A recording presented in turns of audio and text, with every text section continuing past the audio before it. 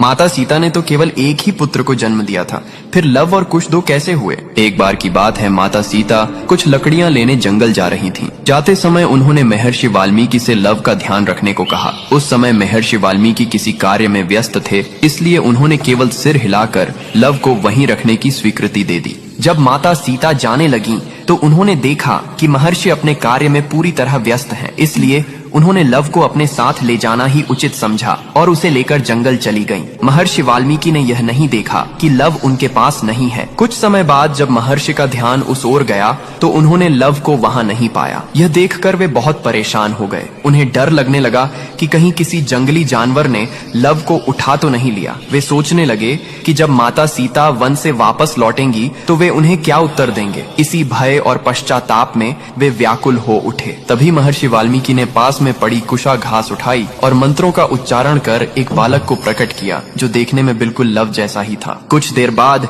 जब माता सीता वन से लौट कर आईं, तो महर्षि ने देखा कि उनके हाथ में लव पहले से ही मौजूद है। यह देखकर वे आश्चर्यचकित रह गए, लेकिन माता सीता उस दूसरे बालक को देखकर अत्यंत प्रसन्न हुई, क्योंकि वह बालक कुशा से उत्पन्न हुआ था, इसलिए उसका नाम कुश रखा गया। कमेंट में जय श्री राम अवश्य लिखें।